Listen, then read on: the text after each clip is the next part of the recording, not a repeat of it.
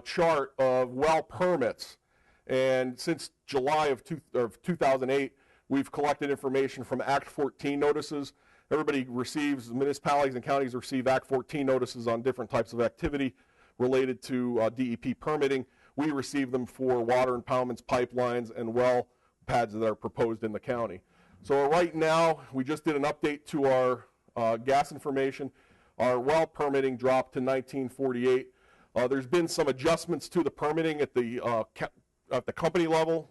We've dealt with one company in particular where they've assessed some wells where they have drilled maybe one or two wells, weren't producing, and they're going to stop production at that site and location and move on to other sites that are more productive. This is gas well drilling activity by month, and as you can see, we've dropped off here in the last few months here in 2012. Right around this time frame here in February, March of 2011, we were coming out of a cold winter. A lot of municipalities were experiencing destruction of roads from some of the gas companies. Gas companies responded immediately to the point where there were no contractors in our county to do any other type of road work. The gas companies had recruited them to come in and fix a lot of the major road damage that happened in that time frame during the winter time. So there you see a drop off in April of well production because they were trying to address some of those road damaged areas. If we go on to the next slide, this is a current rig count. I know Ed mentioned the amount of rigs in the state. In the northern tier and in Lycoming County, Bradford and Susquehanna are second with 14 active rigs right now. Some people ask, well, have you seen a drop off in amount of trends or activity? And my answer is no. Even though somebody like a Chesapeake Energy has moved some rigs out of Bradford County, we're still seeing activity from other companies that are still active in Bradford County and in the surrounding counties. When you look at Act 13, you look at the language that's set forth in the Act, and in order for you to collect impact fee monies, you have to have spud wells. Spud wells are the introductory process of drilling a well. And this is a rundown of all our municipalities. And for the most part, all the boroughs do not have any spud wells. But in the western part of the county, which is probably the beginning of where the drilling began, we have Columbia Township leading with 132 spud wells. And this is going to play into how much impact fee money they get through Act 13. Armenia Township, Troy, and also Wells Township are in the lead also. In the next slide, you'll see a gathering line. This is a gathering line that's been developed to a well pad. This just gives you the mileage of gas lines in the county. The interstate lines, Tennessee, which is the important gas highway, 95 miles, and then the Central New York Oil and Gas Mark I line, which is proposed, is another interstate line that's going to go to Lycoming County to hook up with a compressor just south of Sullivan County, and that line has just gone through the FERC process for approval to be built. And then these typical gathering lines that you see, there's about 201 miles of built gathering line, and looks like it's cut off there. There's about 550 miles of proposed gathering line from well pad to production, to compressors, and to interstate lines. Water withdrawals and water facilities are also a use that we've seen. This is a water withdrawal in Terry Township, and this has 4 hydrants. These are metered hydrants. Company comes up, swipes their card, and that card will know how much water that tanker truck will be able to take. This is regulated by the SRBC, so they can only use the amount of water that's in their permit.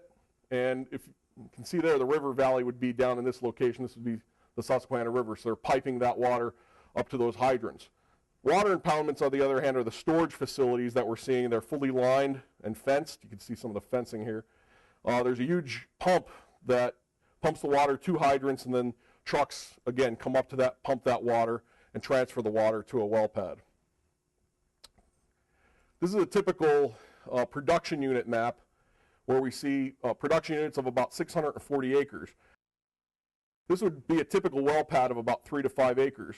And you can see the horizontal legs that come from the well bore, and move in a trajectory of north by northwest and south by southeast. When these well bores get fracked, in between these, this rock layer, the rock will be fractured in that manner, and the gas will come up and be produced through that well pad. So this is just a simple rendition of what production units could look like in Bradford County when the companies get through and choose those locations. I'm going to run through these slides pretty quickly, but what this shows is the amount of production that's happened in Bradford County as a result of drilling. And we have about 6 active companies that have produced wells in Bradford County, Talisman being the lead with 92 back in June through December of 2010. 65 million metric cubic feet of total production for that period in Bradford County. Again, the same players here between January and June of 2011. The metric cubic feet went up to 118 million total production for the period. And then our last quarter, July of 2011, went up to 167 million metric cubic feet of total production for the period. And some of our highest wells, over 184 days, about 1.4 metric cubic feet for one well for that period. So we have some very dry gas, but very large pressures when it comes to drilling some of these. This is a production map showing where the produced gas is being harvested. This is the Troy area, and as you can see, this is one of the first areas that had production experienced in the county. And now as we get down into the New Albany and Terry Township area, we're starting to see some of these wells start producing large numbers of large amounts of gas. And as you could remember from our previous map, the Tennessee gas line runs right about this east-west trajectory. So these wells are in very close proximity to the interstate transmission lines. What other type of development would you, I guess, be expecting with natural gas development? This is a small compressor station. I say small, it's only got 4 compressors. We have compressors that Chesapeake and Talisman have built that have 8 to 12 compressors, and they're large facilities. This is in the eastern part of the county, in Herrick Township. The other uses we've seen to, I guess, give you an idea of what you can prepare for in your zoning ordinances and also in your land development regulations: dormitory-style housing, the water withdrawal facilities, impoundment areas that include hydrants and staging areas for trucks, your compressor stations, which I think you would have some concerns for noise with those compressors. Other commercial, industrial, and residential development, we've had some zoning issues with some asphalt plants, quarries. We currently have, I believe, at least 6 or 7 proposals for hotels within the county to take some of the pressure off the housing issue for the temporary workers. And also piping and contracting yards. Some of those are actually regulated by FERC, especially if they're related to an interstate line that goes through the county. Chesapeake Energy proposed a dormitory-style housing facility for their workers. About 280 workers live at this facility. As you can see, they provide cafeteria, laundry, recreational areas. And on this site, which I don't have a picture of, there is a training rig right on the site for workers to be trained on. So what are the community impacts that we've seen with natural gas? Again, I've reiterated low unemployment rate. Vacant and industrial commercial space is now occupied. We have an old department store which Chesapeake Energy is occupying, and also an industry that has left Bradford County. They are occupying those 2 buildings for the time being.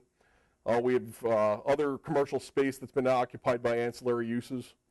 Rail, Norfolk Southern runs the northeast length of Bradford County along the Susquehanna River. We've seen an increase of car traffic 300%, mainly sand and pipe. And that's cut down on the amount of truck traffic that we would have experienced if we did not have rail. We're concerned about rapid short-term economic growth. We want to look for ways to sustain that growth long-term and put value into that gas. So our Central Bradford Progress Authority is looking at ways to bring in business to hopefully sustain this for a long period. We do have a housing shortage. I've talked to several housing developers that would like to come into Bradford County and provide some housing assistance. There are also increase in rents that have displaced some poorer residents. Rents have increased triple from what they were based at. County and municipal services are in higher demand. Also, volunteer emergency responders are in higher demand. Responding to accidents, responding to fires. With more population comes more issues. So our volunteers are strapped at this point. There is an influx of lease and royalty payments to property owners, so they are spending money locally. Also spending money on retail and vehicle sales, like the vehicle tax on the increase. Well, that's as a result of vehicles being purchased locally. We have millions of dollars from the companies that have spent money on road improvements. To date, we have an estimate of about $325 million spent on our state roads and about $127 million in local roads in the region at the township level. Major congestion points. The Towanda-Wysox area has gone through major changes. We've had traffic problems there before, but they've been increased because of the natural gas industry. So we're going through some congestion management planning with PennDOT, and we just had a meeting on Tuesday to help curb some of those transportation issues, especially with congestion between Wysox and Towanda. Our land prices have increased, but housing has remained stable. Back when I started in Bradford County in 1991, land prices were about $500 an acre. Now they're probably estimated between $6,000 and $10,000 an acre. DUI arrests, this information here I got directly from our DA's office. Our arrests are up for DUIs about 115%, again with increased population. We have additional problems with that. Crashes are up about 70% since 2009, and our jail is at a 27% increase since 2008. We're currently looking at some ways to expand the jail. We just did that not too long ago. So these are some of the resources out there that you may be able to look into. I could tell you the natural gas pipeline report is based on Bradford County drilling numbers. That was done by the Nature Conservancy. And I believe Bradford County Progress Authority, our Economic Development Authority, put together the economic impacts of Marcellus with Tim Kelsey from Penn State to look at some of the trends that we're dealing with jobs and with income. And one interesting, I guess, document that I reviewed for the Southern Tier Central Planning Commission up in Corning, New York, they're preparing for this, and they know it's eventually going to hit them, but they put a document together for their municipalities and residents to plan ahead, to know what to expect when it comes to energy impacts. And I thought that was a good document to put together and had us involved with at least looking at and giving some input on what they should be considering in the future with some of the things we've experienced. These are gas well permits in a time lapse up to January of 2012. And this was done by our GIS personnel in the office tracking all those gas well permits. These aren't actual drilled sites yet, but there's potential for those to be drilled.